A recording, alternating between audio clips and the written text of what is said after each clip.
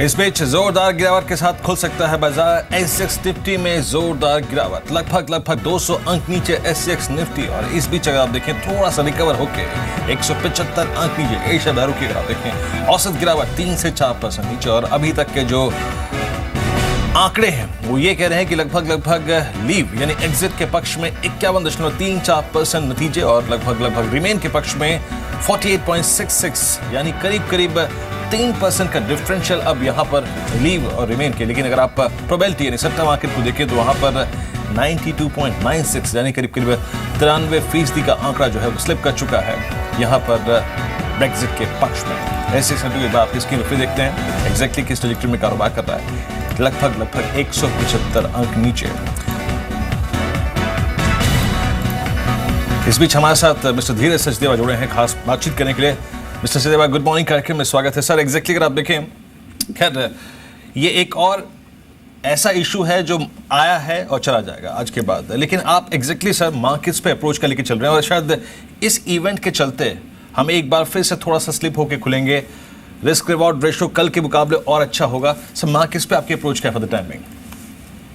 Good morning. देखिए, Brexit पे मैं के बारे में विशेष टिप्पणी या चर्चा नहीं करना चाहूंगा, परंतु इतिहास से सीखा जाए तो एक्सटर्नल लेड इवेंट की वजह से अगर भारतीय शेयर बाजार में गिरावट होती है तो निवेशकों के लिए ये खरीदारी का मौका है।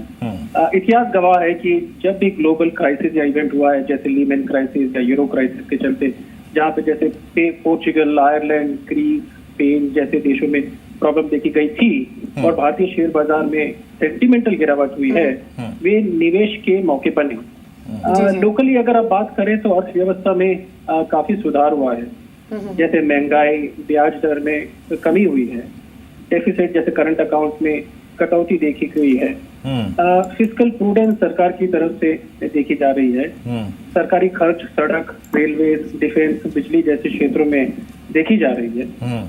इंफ्रास्ट्रक्चर की भी अगर हम बात करें तो सुधार के संकेत नजर आ रहे हैं। सरकारी नीतियां ऑयल एंड गैस या पावर क्षेत्र उदय स्कीम के चलते, जन धन या आधार जुड़े सब्सिडी लीकेज में काबू पाने जैसे नीतियां सही दिशा में हैं। तो हमारे हिसाब से काफी अच्छे संकेत नजर आ रहे हैं। लोकली अगर आप बात करें, जो कॉर्पोरेट जगत के नतीजे या रुझान रहे हैं वो भी काफी अच्छे संकेत दे रहे हैं। ग्राउंड लेवल में सुधार नजर आ रहे हैं, जैसे डीजल कंजम्पशन में बढ़त हुई है, रेट में पिकअप हुई है, पीवी साइकिल में वॉल्यूम बढ़त, एलसीवी, ट्रैक्टर, टू व्हीलर में बिक्री में बढ़त हुई है। सीमेंट डिमांड 17 महीनों की ऊंचाई पर है। कार्गो ट्रैफिक या टूरिस्ट अराइवल्स में बढ़त देखी जा रही है। अगर एसी, रेफ्रिजरेटर या कंजम्पशन डिमांड की बात करें तो वो भी 5 साल की ऊंचाई पर है। बिल्कुल। तो नेट हमारा आउटलुक काफी तेजी का है और अगर नॉर्मल मानसून का साथ रहा तो सेकंड हाफ में रिकवरी की रफ्तार यानी धीरज जी, आप मान रहे हैं कि आज अगर कमजोर खुलते हैं भारतीय बाजार तो वो एक मौका होगा खरीदारी के लिए, क्योंकि इंडियन मार्केट्स एक तेजी के लिए पॉइज्ड हैं, फंडामेंटल्स क्योंकि काफी इंप्रूव हुए हैं। अब सवाल ये है कि आज सबसे ज्यादा रिएक्शन नेगेटिव साइड पर आज के ब्रिटेन आउटकम का आप कहां देख रहे हैं, और अगर निवेशक खरीदारी करे तो कौन से सेक्टर्स आपको बेस्ट पॉइज्ड लग रहे हैं अच्छी तेजी के लिए? तो बिल्कुल, ये जैसा आपने सही कहा, अगर बाजार में गिरावट या करेक्शन या पैनिक मोड बनता है तो लंबे निवेशकों के लिए एक सही अवसर है। हमारा ध्यान काफी क्षेत्रों में काफी पॉजिटिव है, जैसे एनबीएफसी खासकर जो कमर्शियल व्हीकल या माइक्रो फाइनेंस या हाउसिंग फाइनेंस में लेंडिंग का व्यवसाय करते हैं, उसमें ध्यान पॉजिटिव है। उनमें अर्निंग्स की बढ़त बनी रहेगी। होम टेक्सटाइल्स जैसे क्षेत्र, जैसे आउटसोर्सिंग या उनका एक्सपोर्ट आउटपुट काफी अच्छा है। एग्रो केमिकल्स खासकर नॉर्मल मानसून के चलते हमारा ध्यान पॉजिटिव है। आज भी 1/3 किसानों को एग्रोकेमिकल्स प्रयोग की जानकारी है, जिसका पेनिट्रेशन बढ़ सकता है। दूसरी ओर ये कैपिटल एफिशिएंट व्यवसाय है। स्पेशलिटी केमिकल्स जो जिसकी हमने पहले भी बात की थी, चीन के प्रदूषण नीति नियंत्रण के चलते ये व्यवसाय भारत की ओर परिवर्तित हो रहा है और इसके एक्सपोर्ट की अच्छी संभावना है। लंबे समय के लिए कैपिटल गुड्स क्षेत्र में भी रिकवरी देखी जा सकती है, इंफ्रास्ट्रक्चर या इन्वेस्टमेंट साइकिल इंप्रूवमेंट को लेकर। जी। चलिए, शुक्रिया धीरज जी बातचीत करने के लिए जी बिजनेस से। धीरज जी का मानना यही है कि आज अगर कमजोर भारतीय बाजार खुलते हैं तो वो मौका होगा लंबी अवधि के निवेशकों के लिए निवेश करने का। एनबीएफसीज, सीमेंट, ही कुछ प्रिसाइज सेक्टर्स है जो कि उनको अच्छे लग रहे हैं। लेकिन आज की स्ट्रैटेजी आपकी क्या होनी चाहिए, इंडेक्स पर भी और साथ ही साथ कुछ स्पेसिफिक स्टॉक्स पर भी? ऑप्शन स्ट्रैटेजी जान लेते हैं आज की, क्योंकि आज के सेशन में सबसे बेहतर विकल्प वही होगा ट्रेडिंग करने का। वीरेंद्र। आज की ऑप्शन स्ट्रेटेजी क्या है, किन स्टॉक्स पर या फिर इंडेक्स पर फोकस होना चाहिए? बड़ी मुश्किल है और आई थिंक ये जो स्ट्रेटजी आपकी स्क्रीन पे आ रही है, आई मीन पता नहीं आपसे डिस्कस करूं या ना करूं। देखिए फ्रैंकली स्पीकिंग इस सेगमेंट है तो बात करना बनता है, लेकिन अभी जो आनंद राठी सिक्योरिटीज़ ने हमें 2 विकल्प सुझाए हैं। देखिए उनका मानना है कि अगर गैप डाउन इतनी ओपनिंग होती है तो निफ्टी बैंक 17,500 की ट्रैजेक्टरी को तोड़ेगा। तो वो क्या कह रहे हैं कि 17,500 की पुट आपको लेनी चाहिए 146 में 270 के अगर आप देखें तो यहाँ पे टारगेट्स के लिए 120 का स्टॉप लॉस।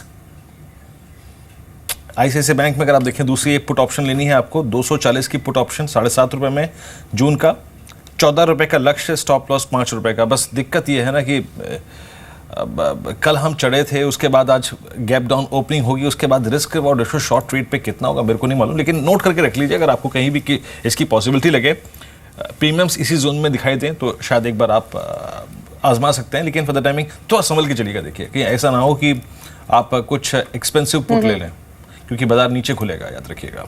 ये 2 ऑप्शन है आपके पास दीपाली। किरण, हालांकि आज के सेशन में कोई भी ट्रेडिंग स्ट्रेटेजी बनाना या फिर चुनना स्टॉक्स मार्केट खुलने से पहले मुश्किल जरूर होगा, लेकिन फिर भी क्या कुछ स्टॉक्स आपने आइडेंटिफाई किए ना इंट्राडे के लिए? बहुत डिफिकल्ट है दीपाली जी, क्योंकि कितने गैप से नीचे खुलते हैं देखना पड़ेगा। एक बेस बिल्डिंग फॉर्मेशन अगर होता है तो ही लॉन्ग करने की सलाह होगी, पर अभी के लिए तो अवॉइड लिस्ट ही होगी। जी मिस्टर बसीन, आज अगर कमजोर खुलते हैं भारतीय बाजार तो क्या कुछ स्टॉक्स आपने पहले से आइडेंटिफाई किए हैं व्यूअर्स के लिए, अपने क्लाइंट्स के लिए, जहां आप खरीदारी करने की सलाह देंगे? हाँ डेफिनेटली दीपाली, एक मौका आएगा। ऑन दी ऑप्शन साइड आप पूछ रहे थे तो अगर कोई बड़ी फॉल मिले आप ज़रूर जुलाई की 8,000 की कॉल खरीदिए जहाँ प्रीमियम घटेगा। इसका 2 कारण है, एक तो मॉनसून की बड़ी अच्छी फोरकास्ट आ जाएगी जुलाई तक, और दूसरा जीएसटी में अब काफ़ी कंसेंसस हो गया कि वो जुलाई के मॉनसून सेशन में पास हो जाएगा। Those will be the 2 triggers जो जुलाई में मार्केट को एक बार फिर 83-84 की तरफ खींच सकते हैं। ए बी, आज की फॉल में आपको कुछ पीएसयू बैंक्स मिले जहां पे हमने देखा है कि इनफॉर्म्ड बाइंग हुई है, a large part of the NPA process is over, और जो न्यू बैंक रिफॉर्म आए हैं आरबीआई ने सजेस्ट किए हैं उससे राइट बैक्स हो सकते हैं। उसमें हम 3 नाम लेंगे, state bank, PNB and can bank, but only on sharp correction. Real estate और कंस्ट्रक्शन में काफ़ी कंसर्टेड बाइंग है और सेकेंड हाफ में बहुत विजिबिलिटी है। Godrej Property and DLF on any decline would be a buying opportunity there.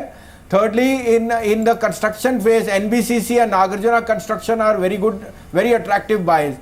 ITC on any correction in the FMCG basket is a stock which is on the path of re-rating. It is come bonus and we think any fall 345 के करीब आपको मिले तो एक बहुत अच्छा buying opportunity होना चाहिए।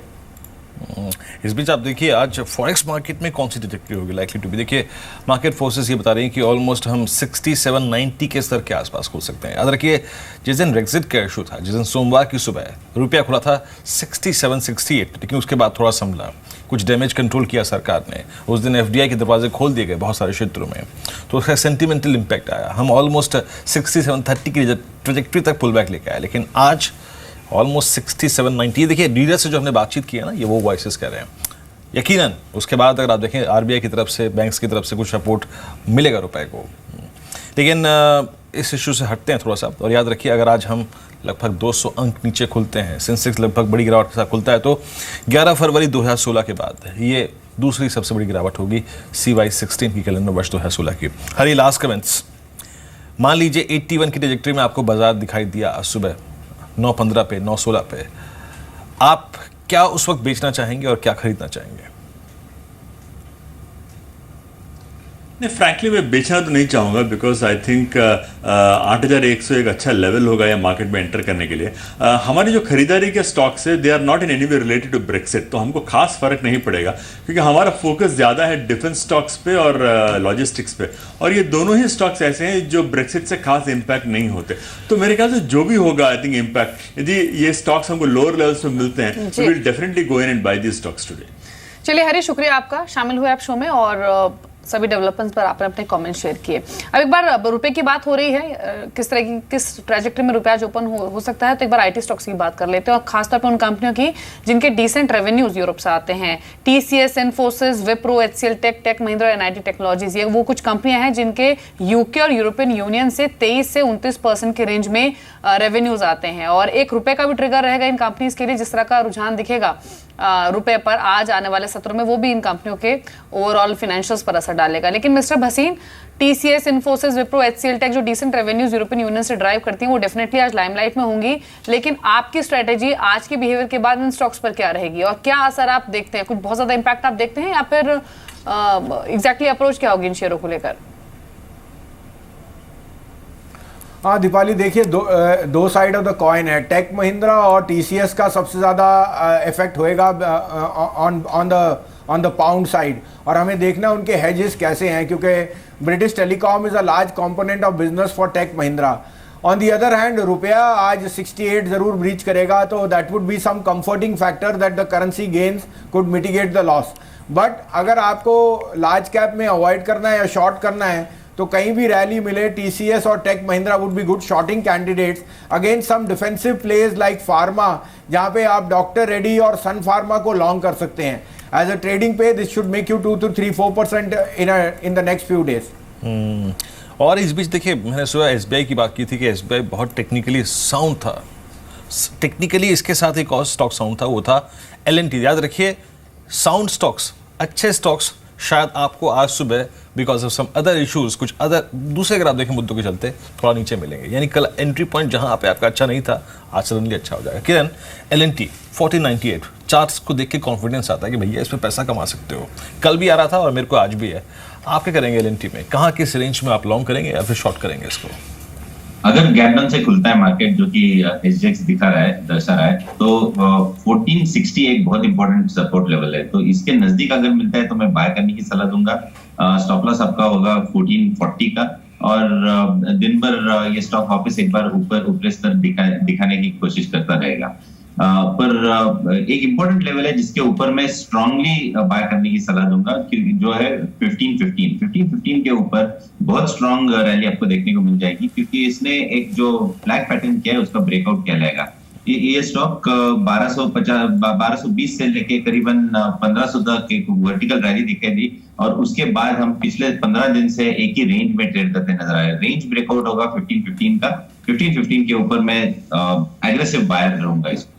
जी, चलिए कुछ और स्टॉक्स आपको बता देते हैं जो कि आज खबरों में है। नजर रखें इन सभी शेयरों पर। आज ब्रेक्जिट को लेकर जो आउटकम होगा वो तो डेफिनेटली फोकस में रहेगा, लेकिन उसके अलावा आप रखें नजर ग्लेनमार्क फार्मा पर। 5 जुलाई को एफआईपीबी की बैठक है और ग्लेनमार्क के एफडीआई प्रपोजल को लेकर चर्चा हो सकती है, तो रुझान शायद सकारात्मक रहे। आज ग्लेनमार्क फार्मा में फोकस करें आप। शिल्पा मेडिकेयर कंपनी की मंडे को बोर्ड बैठक है और नवे बायो के विलय को लेकर बातचीत हो सकती है। शिल्पा मेडिकेयर पर आप फोकस कर सकते हैं।